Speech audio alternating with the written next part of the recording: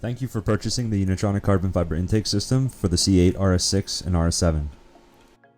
These instructions are not only going to guide you through the process of removing the OEM intake system, but also show you how to correctly install your new Unitronic intake system and turbo inlets. The first step is to start off by removing the engine cover. The engine cover is held in place by 4 support posts. Once you've got the engine cover lifted off, you can use a Phillips head screwdriver to remove the bottom 2 screws on the black trim at the extremities of the engine bay. Once done, you can pry the plastic covers above the headlights upwards to remove them and fully expose the factory intake.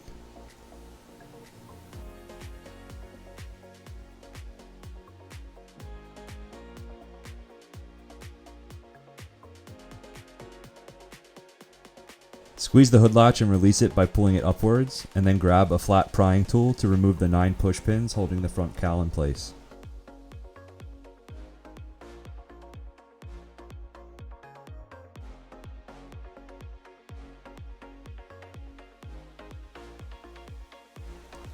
Pull the cowl upwards towards the front of the vehicle to release it. Then, focusing on the OEM turbo inlets, use a 7mm socket to loosen the hose clamps holding the intake tubes in place.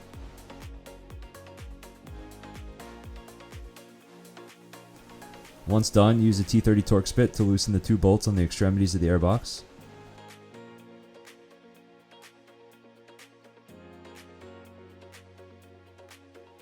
Then gently lift the airbox and pull towards the front of the vehicle to release it. Make sure the 2 grommets beneath the OEM airbox are still in place. The 2 T30 Torx bolts and securing grommets at the edges of the OEM airbox will need to be transferred over to the Unitronic intake.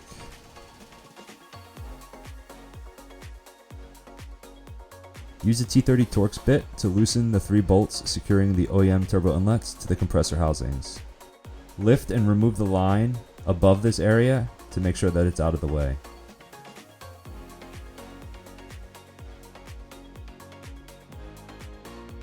We recommend using a wobble extension along with a ball-headed T30 Torx bit to gain access to the lower bolts.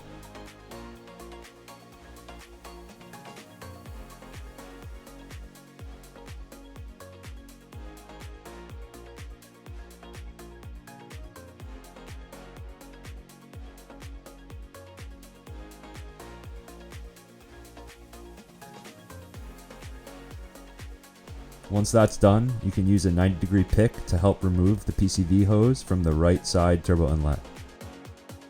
Then, once all the bolts have been removed, you can remove both of the OEM turbo inlets.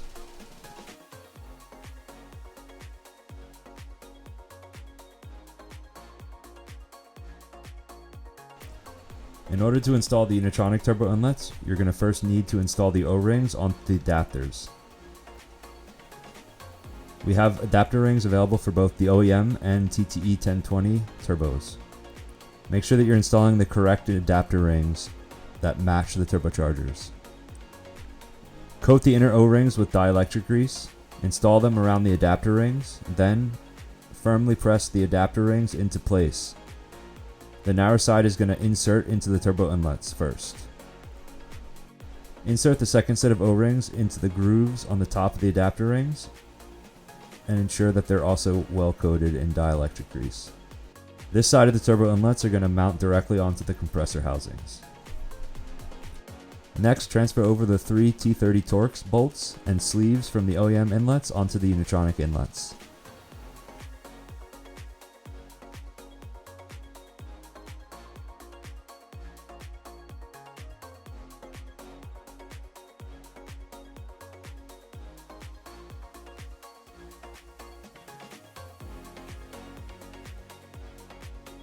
The last step in preparing the Unitronic turbo inlets for installation is mounting the EPDM couplers.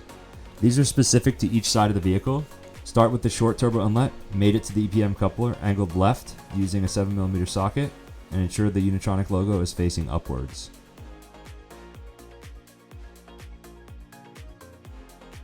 Then move on to the longer turbo inlet with the PCV connection and mate it to the EPDM coupler that's angled right.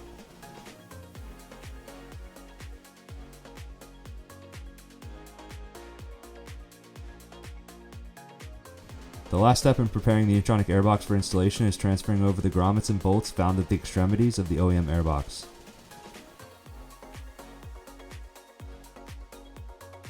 Use a small amount of dielectric grease on the bolts to help seat them in place.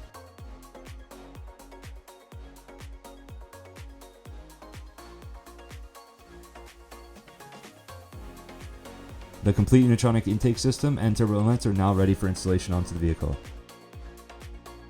Apply another small amount of dielectric grease on the two posts which will support your new turbo inlets.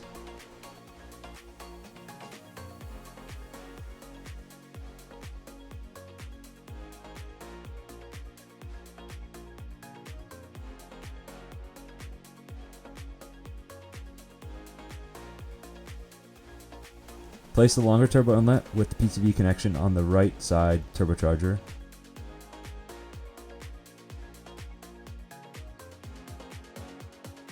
And then place the shorter turbo inlet without the PCV connection on the left side turbocharger.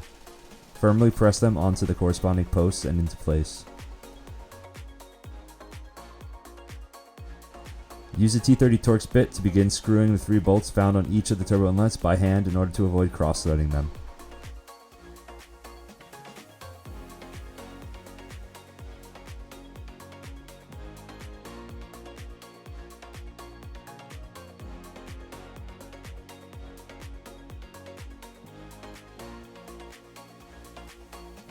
To gain access to lower bolts, again, we recommend using a wobble extension with ball-headed T30 Torx bits.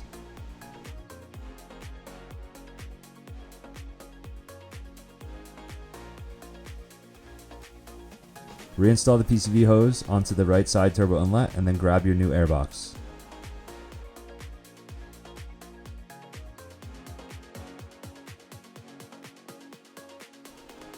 When installing the airbox, it's important to first tilt it downward in order to catch the top of the inside of the EPDM couplers, then it can be lowered and pivoted in place. Ensure the EPDM couplers have a positive connection with the airbox and also ensure the hood release cables are properly seated within the channels beneath the airbox before proceeding. This is an extremely important step. If the hood latch cables are not properly channeled through the corresponding grooves in the bottom of the airbox, it could result in the airbox being a little higher than wanted and causing contact with the hood. You can now reseat the hose above the turbo inlets and tighten the 7mm clamp at the top and bottom of each of the EPDM couplers.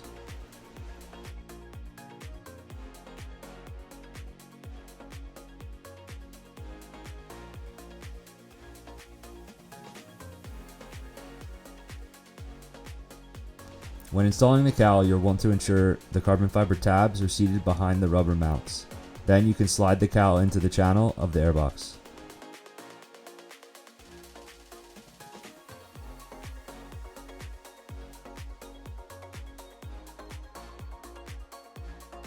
Once in place, you can start by reinstalling the push pins, starting from the center, then moving to the second most outer ones to ensure the intake is properly positioned.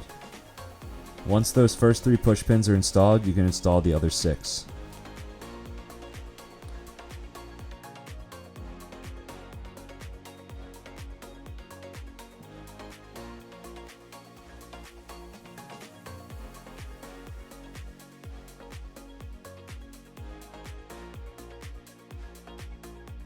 The next step is to secure the airbox and cowl together using the 2 screws provided in your hardware kit.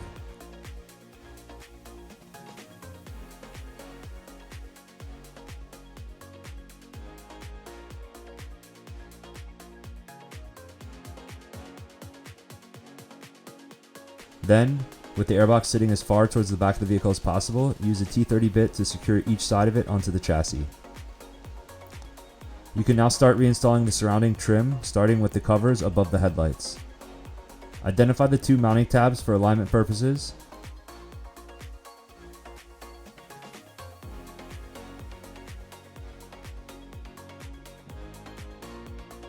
Ensure the inner portion properly aligns with the winglets at the edges of the airbox, and then press downward.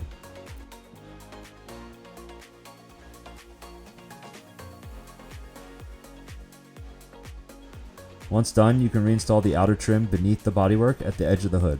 Push down to secure it into place, and reinstall the 2 screws removed earlier. and also reinstall the hood release latch by firmly pressing it into place. Be sure to reattach the hood latch, because if you close the hood without that, it's going to make your life a nightmare. You can now put the engine cover back into place over the 4 support posts. Then, firmly pressing downward to lock it into place onto the support posts. To finish, you'll need to adjust the 2 range limiters at the front of the hood.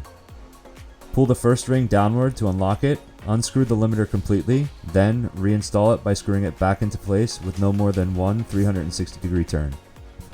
Push the ring back into its lock position and repeat these steps on the other side of the hood to ensure there's no unwanted contact with the hood. This step is also really important. Not every single vehicle is made completely identical with regards to panel gaps, so doing this step is going to help to ensure there is no contact made between the hood and the carbon fiber airbox. Congratulations, you've successfully installed your Unitronic carbon fiber intake system and turbo inlets.